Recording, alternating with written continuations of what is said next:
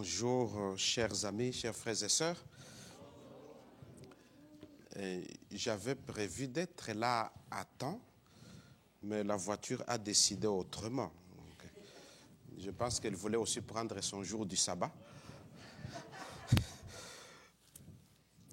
Heureusement que j'ai pu attraper une bonne Samaritaine qui m'a conduit jusqu'ici. Ma voix n'est pas au bon fixe. J'ai testé, je n'ai pas Covid, j'ai pas... De toute façon, vous êtes protégés par Dieu. Donc. C'est parce que ces derniers temps, j'ai pris quelques avions. Et entre les températures, les escales, ça fait que la voix, elle était presque partie. Dans un premier temps, nous sommes allés en Afrique pour 10 jours. Le voyage de retour, j'ai compté en incluant des escales et les vols, c'était 29 heures. C'était long. Et après cela, je suis allé en Floride au chaud. Donc avec tous ces changements de température, il faisait 27 degrés jeudi après-midi lorsque je suis parti de là. Et les pilotes nous annonçaient qu'il y aurait une tempête pour nous accueillir à Québec. Donc là, je me suis rendu compte qu'il y a les gens qui sont créés pour vivre dans l'hémisphère nord et d'autres pour vivre dans l'hémisphère sud, comme nous autres. Mais l'Éternel est bon et il prend soin de nous et il veille. Je voudrais partager avec vous quelque chose qui me tient à cœur. En fait, j'avais voulu communiquer quelque chose à l'église tout à l'heure à la fin du culte, mais comme je suis en retard, ça sera pour une autre occasion. Parce que comme vous le savez, je suis encore le pasteur de l'église de Saint-Georges en attendant. Donc, je voulais partager une annonce avec vous, mais si vous avez la patience et avec l'autorisation des anciens, je peux vous le partager. Mais il n'y a rien de grave là. Mais je pensais le faire avant, mais ça sera peut-être pour une autre fois. Mais en fait, ce que je voulais partager avec vous, c'est quelque chose qui a trait à notre vie spirituelle. La croissance. On va prier pour que le Seigneur nous guide. Éternel Dieu notre Père, nous voulons te demander la présence de ton Saint-Esprit pour que ce que nous allons partager en ce moment nous soit utile dans notre croissance.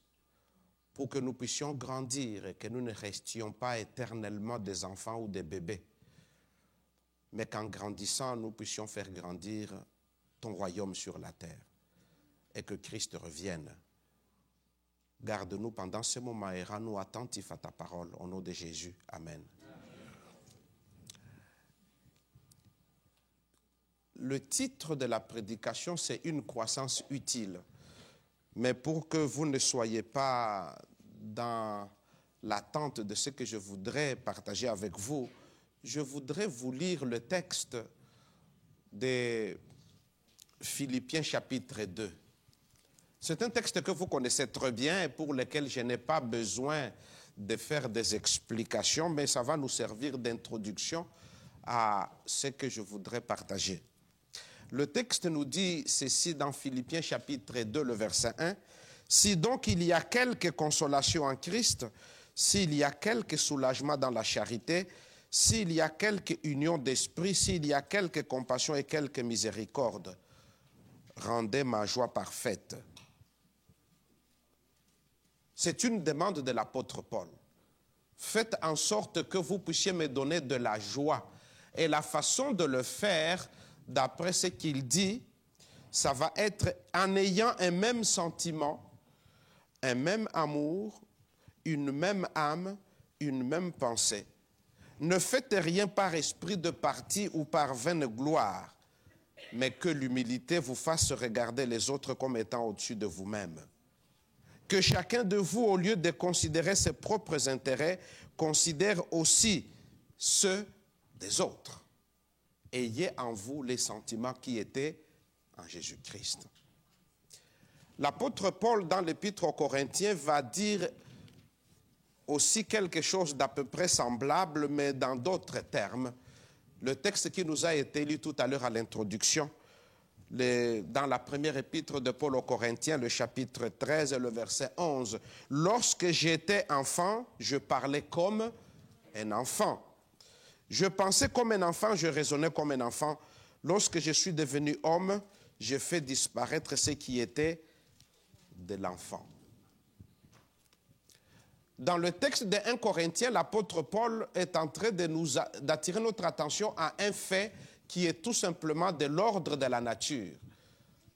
Nos enfants, quelque beaux qu'ils puissent être, nous sommes heureux de les voir grandir et non pas de rester des bébés éternellement.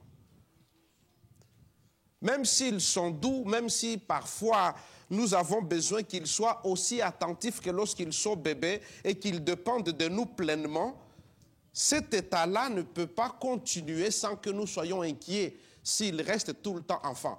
Il faut qu'ils grandissent. Et en y ajoutant le texte de Philippiens chapitre 2, l'apôtre Paul voudrait nous dire que lorsque nous grandissons, nous avons un modèle à suivre. Et ce modèle-là, c'est être à l'exemple de Christ. Et je voudrais donc prendre quelques instants pour parler de ce mystère de ce que nous avons appelé en théologie l'incarnation. C'est quelque chose de difficile pour nous à comprendre. Comment ça se fait que Dieu, qui a la toute-puissance, puisse devenir humain? Comment est-ce qu'il peut devenir semblable à nous? Et cela a été tellement compliqué à saisir pour la pensée humaine que les Juifs sont restés bloqués, ils n'ont pas compris. Comment est-ce que c'est possible que Dieu devienne homme? On peut aller faire des études de théologie pour essayer de le comprendre, mais ça sera toujours un mystère qui va nous dépasser. Comment est-ce que nous pouvons devenir comme Christ, qui lui-même était Dieu, est devenu homme? Et lorsque nous devenons chrétiens, nous essayons de trouver toutes sortes de moyens pour être semblables à Christ. L'histoire nous apprend qu'au Moyen-Âge et un peu avant, les chrétiens, qui n'étaient pas nécessairement appelés adventistes, mais qui attendaient le retour de Jésus, pour essayer d'être semblables à Christ, ils se sont construits l'image d'un chrétien qui est sage comme une image. Et pour cela, il fallait s'isoler de tout ce qui est mouvementé. Et cela a créé les monastères. Et plus on était silencieux, plus on était dans l'isolement, plus on était éloigné de tout le monde, mieux on se sentait proche de Dieu. Et c'est devenu une pensée populaire qui consistait à dire: pour montrer qu'on est chrétien, on doit rire moins, on doit parler moins fort, on doit chuchoter et on doit se flageller au point de souffrir dans notre corps pour que nous puissions avoir la sanctification. Ça existe encore aujourd'hui dans nos milieux adventistes, ça s'est transformé par les gens qui, par moment, décident d'aller vivre dans les montagnes loin de la contamination du monde. Plus on s'éloigne du monde, mieux on se sentira. Et à défaut d'être éloigné du monde, on doit marquer la différence. Et pour appui, on a pris le texte qui dit: ne vous conformez pas au siècle présent en oubliant, mais soyez transformés dans votre intelligence. C'est-à-dire que plus nous étions différents, un tout petit peu marginal, dans la simplicité des choses, en ne parlant pas beaucoup, on était sérieux. Et on a oublié que la transformation se fait à l'intérieur et non pas à l'extérieur dans l'apparence. Et c'est là que le texte de Philippiens nous éclaire un peu plus pour comprendre. Comment est-ce que nous pouvons grandir? Voilà ce que le texte nous dit. Ayez en vous les sentiments qui étaient en Jésus-Christ. C'est-à-dire que l'exemple pour notre croissance, pour ne pas rester comme des enfants, nous avons l'exemple de suivre Jésus-Christ. C'est le modèle. Mais qu'est-ce que Jésus a fait? Et le texte nous dit: s'il y a quelque consolation, s'il y a une façon de nous à vivre à l'exemple de Christ, nous devons avoir les sentiments qui étaient en Jésus. Et quels sont-elles, ces sentiments? Il était Dieu et il est Dieu. En d'autres termes, Dieu est inaccessible à nous les humains. Il est inaccessible dans la pensée, il est inaccessible dans sa perfection, il est inaccessible parce qu'il est le Créateur. Nous pouvons essayer de tout faire, mais nous ne serons jamais comme Jésus. Même s'il nous a créés, même s'il nous a créés à son image, nous sommes loin d'être comme Jésus. Et c'est ce que le texte veut nous dire. Et pourtant, il nous dit, pour rendre la joie parfaite, celle de l'apôtre Paul, il faut que nous soyons comme Jésus. Et là, il ne nous dit pas d'être semblable à Jésus dans sa physionomie, dans son être extérieur, mais il dit, ayez en vous les sentiments qui étaient en Jésus-Christ, comme pour nous dire que la vraie croissance ne se passe pas dans l'apparence ou dans la taille de notre corps, mais plutôt dans la transformation de ce que nous ressentons à l'intérieur. Et quels étaient les sentiments de Jésus? Il a dit, lui qui était Dieu, c'est-à-dire lui qui était supérieur, il n'a pas trouvé cela comme étant un privilège pour nous écraser, mais il a décidé de mettre cela de côté pour se mettre à notre niveau.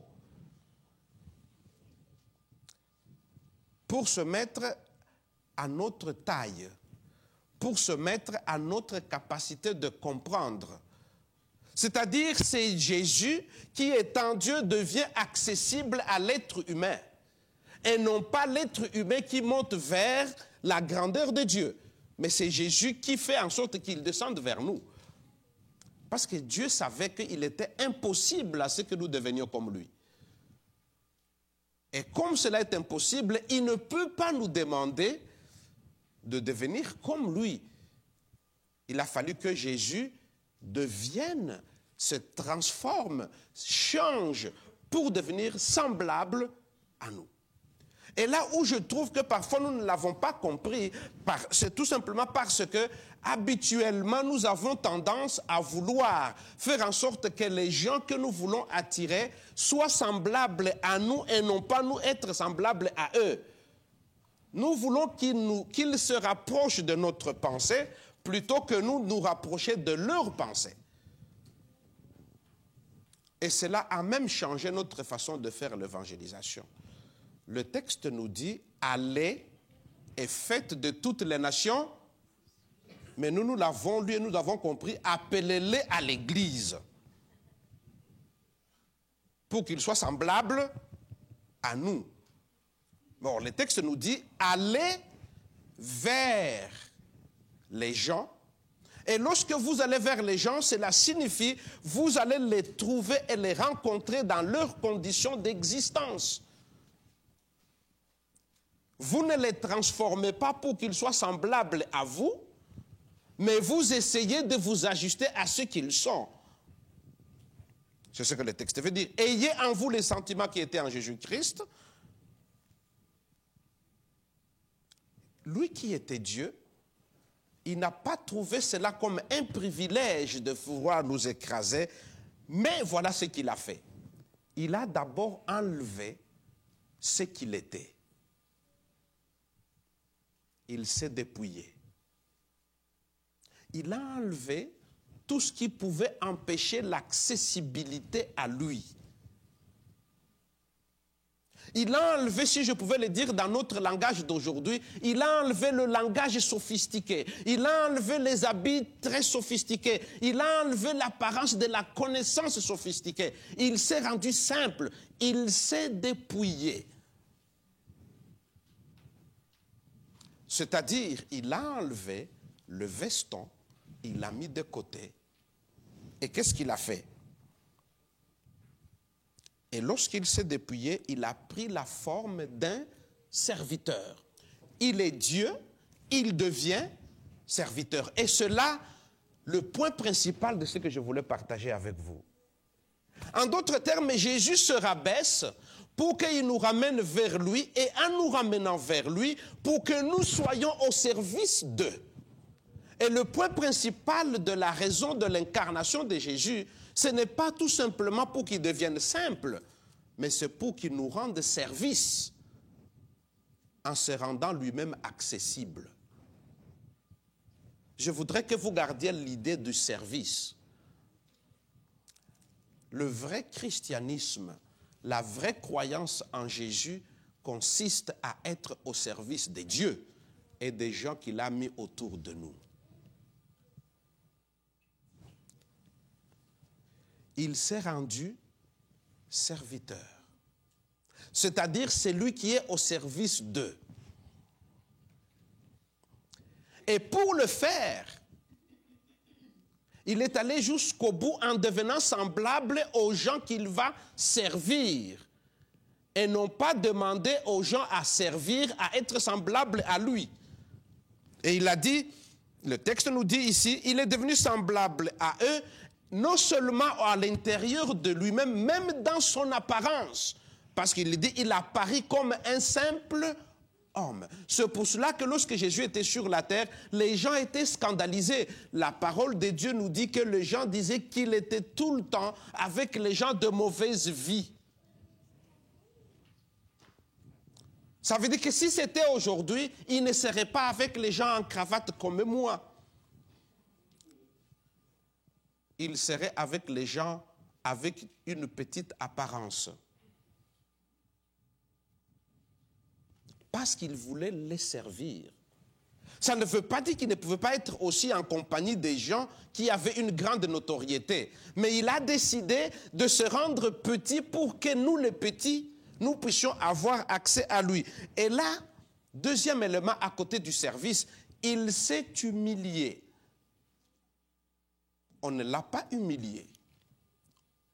Mais lui a décidé de s'humilier, c'est-à-dire il a décidé volontairement d'enlever toute la grandeur qu'il avait pour devenir petit, de sorte que même les plus petits des enfants pouvaient avoir accès à lui. Il a même modifié son langage. C'est pour cela que Jésus, au lieu de faire de la théologie, il a parlé en parabole, pour que les gens puissent comprendre. Au lieu d'interpréter toutes les choses compliquées, Daniel, le 2300 soirs et matin, il ne l'a pas fait. Il a simplement parlé en parabole. Il a parlé du fils prodigue, il a parlé des figuiers stériles, il a parlé de beaucoup d'autres choses. De sorte que même les cultivateurs, l'agriculteur, qui étaient considérés comme étant sans beaucoup de connaissances, pouvaient suivre ce que Jésus voulait faire, dans le souci de rendre accessible l'Évangile. Et là, le texte nous dit, et il a été de cette façon-là jusqu'à la mort, et même jusqu'à la mort sur la croix. Et la vraie croissance est venue lorsqu'il s'est rabaissé à ce point-là, parce que la Bible nous dit, c'est pour cela que Dieu l'a souverainement élevé, parce qu'il s'est rabaissé. Non seulement nous admirons le sacrifice de Christ pour ce qu'il a fait pour nous, mais nous devrions aussi apprendre à être simples comme lui, parce que la croissance, la vraie, se trouve seulement en lui et pas en dehors de lui. Et c'est pour cela que lorsque vous lisez 1 Corinthiens chapitre 13, le texte, il est formidable. D'abord, l'église de Corinthe, comme vous le savez tous, c'était une église désagréable. Ils aimaient la division, ils aimaient toutes sortes de débauches, et pourtant l'apôtre Paul les appelle les saints qui se trouvent à l'église de Corinthe. Et la raison, elle est simple, parce que dans ce livre-là, au chapitre 13, l'apôtre Paul va aborder une dimension importante. Il va parler de l'amour.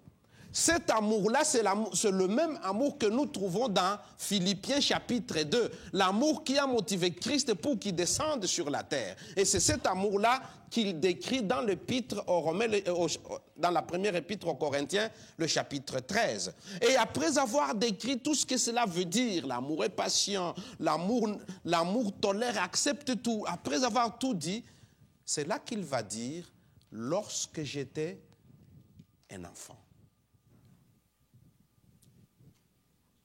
Parce que les enfants ont la caractéristique suivante. Ils ont l'égocentrisme.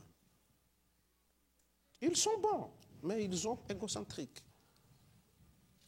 Un enfant, si ça dépendait de lui, il fallait que le parent soit tout le temps autour de lui pour l'observer, pour lui donner du lait, pour lui donner ce dont il a besoin. Il a besoin d'attention. Il veut que tout tourne autour de lui. Et plus l'enfant grandit, il y a un phénomène que seul Dieu peut expliquer. Il y a en lui ces sentiments vers autrui qui se développent. Et les sentiments vers autrui, ça s'expérimente de la façon suivante. Pour ceux qui ont eu beaucoup d'enfants dans leur famille, vous le comprendrez. Lorsqu'on est petit, on grandit avec l'idée de compter sur les parents à 100%. On a besoin qu'ils soient là, qu'ils nous donnent tout ce dont on a besoin. Et plus on grandit et qu'on a d'autres petits frères ou petites sœurs, on n'attend pas simplement de l'aide des parents, mais on sent la responsabilité de prendre ceux qui viennent après nous. On les soigne.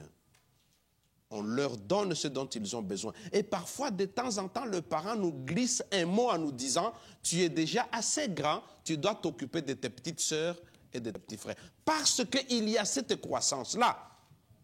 Et c'est de cela que l'apôtre Paul parle dans 1 Corinthiens chapitre 13. Lorsque nous étions enfants, nous étions des gens qui voulions accumuler toute attention vers nous. Nous étions comme la mère morte qui accumule tout vers elle. Mais plus nous grandissons, et c'est pour cela que l'apôtre Paul dit, lorsque je suis devenu homme, non pas dans le sens d'exclure les femmes, mais dans le sens de dire, lorsque je suis devenu mûr et que j'ai la maturité, je ne deviens plus un être humain normal. C'est Ellen White qui l'a si bien dit, que de toutes les créatures que le Seigneur a faites sur la terre, il n'y a que l'homme qui soit égocentrique.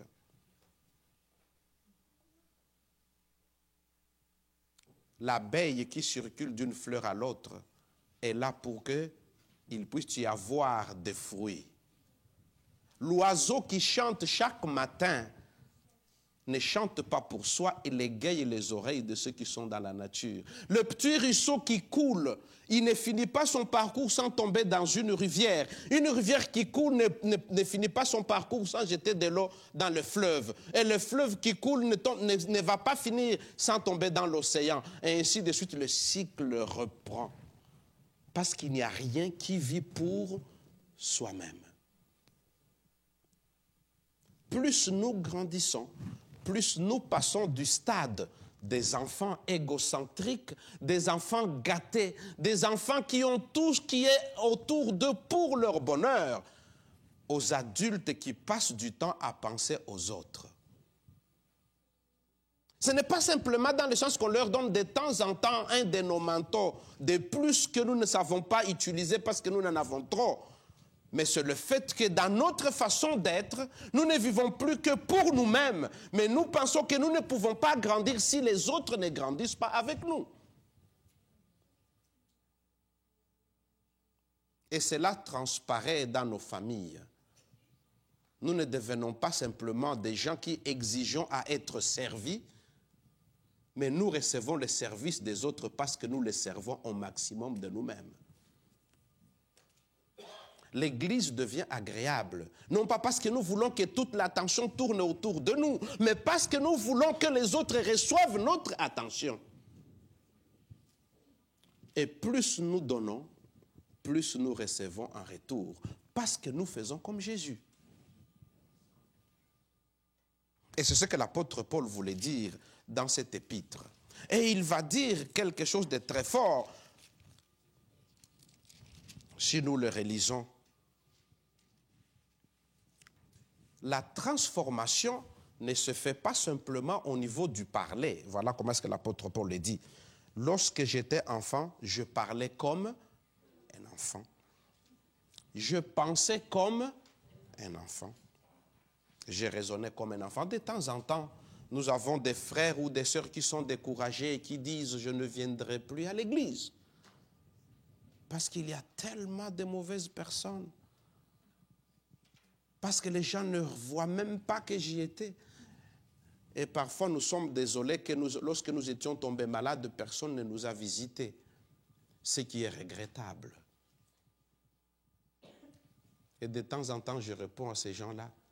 Si vous avez encore en vous l'idée qu'on ne vous a pas visité, c'est que vous savez que visiter, c'est une bonne chose. Mais visitez-en au plus que vous pouvez.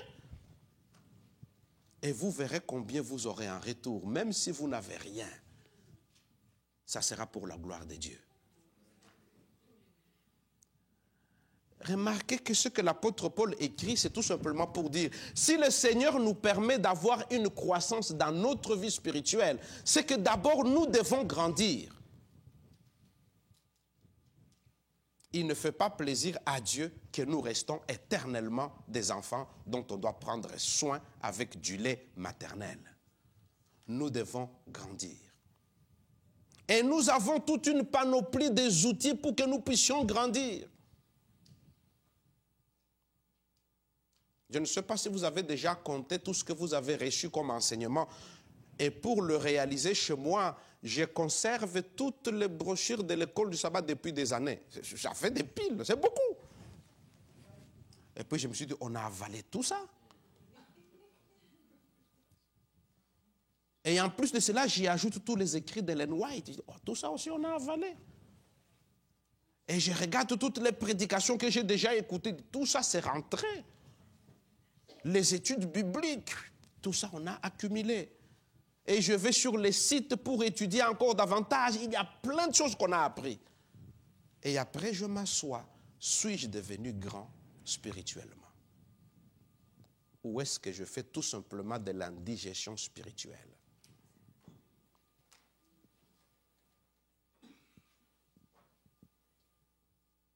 Et là, j'apprends une chose. Nous pouvons avoir de l'accumulation de la connaissance théorique qui vont faire que nous allons avoir des têtes qui vont gonfler, qui vont remplir. Mais ce que l'apôtre Paul nous rappelle, c'est que nous devons avoir une croissance qui démontre clairement que nous sommes passés de la phase d'égoïsme d'enfant à l'âge d'adulte qui fonctionne pour les services et l'humilité en Christ. Et que nous sommes au service les uns des autres.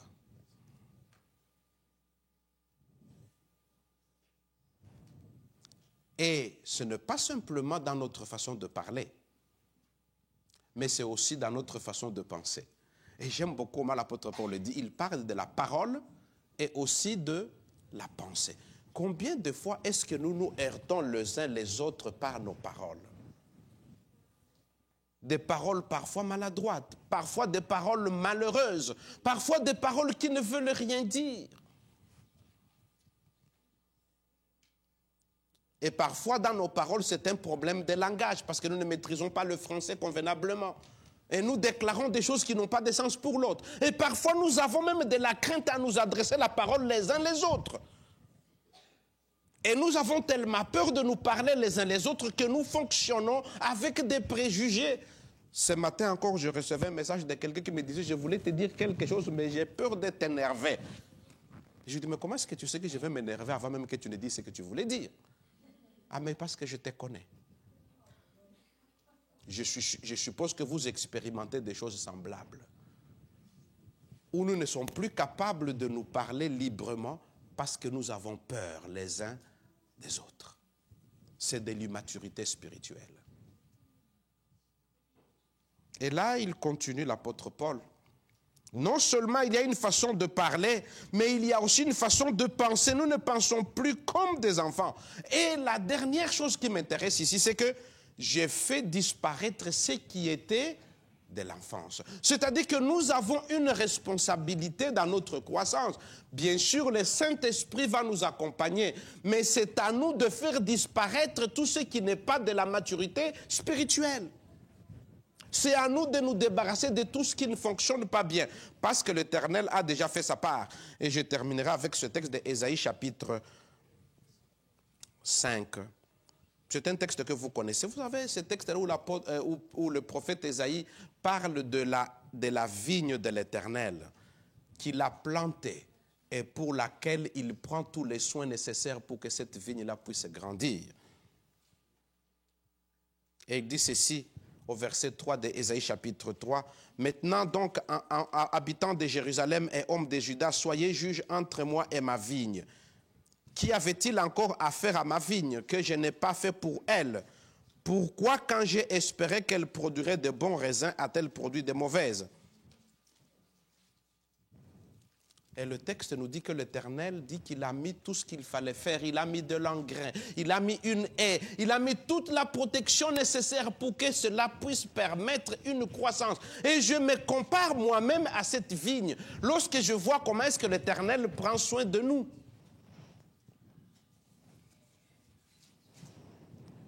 Non seulement il nous protège de façon matérielle, non seulement il nous protège de façon à ce que nous ne manquons de rien, non seulement il pourvoit à nos besoins les plus simples possibles, parce que nous avons de quoi manger, nous avons de quoi nous protéger contre le froid, nous avons même des chaises confortables à l'église pour nous asseoir. Nous avons tout ça, l'Éternel pourvoit. Et nous n'avons absolument rien à craindre sur ce point-là. Que nous soyons bons ou que nous soyons méchants, il pourvoira. Et des fois, je m'assois chez moi, je me dis, heureusement que c'est Dieu. Parce que si ce n'était pas Dieu, quelques membres m'auraient déjà radié de leurs bienfaits. Mais c'est l'Éternel qui pourvoit. Et non seulement il fait ça, mais il met aussi autour de nous toutes sortes de garde-fous pour que nous soyons protégés. Et cela, il le manifeste au travers des uns et des autres qui veillent sur nous. Vous savez, c'est toujours une bonne chose lorsque nous avons des frères et des sœurs qui peuvent vous envoyer un petit message le matin pour dire comment est-ce que tu vas et je prie pour toi. C'est de la bonté de Dieu. L'Éternel pourvoit. Oui, nous n'avons pas toute l'Église qui nous aime, qui nous salue tous les jours. Mais il y a quelques-uns qui font tomber les bénédictions de l'Éternel tous les jours. Et qui veillent même lorsque nous dormons pour voir si nous respirons encore.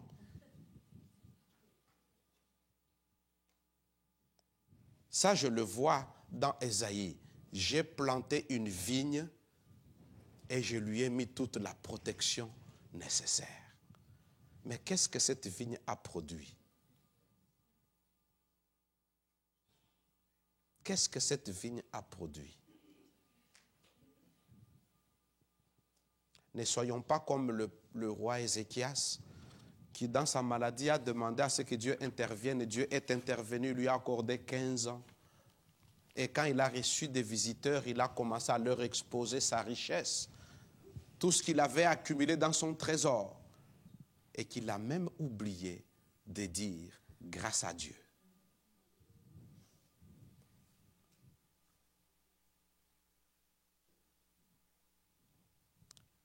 Ayez en vous les sentiments qui étaient en Jésus-Christ. Que le Seigneur vous bénisse.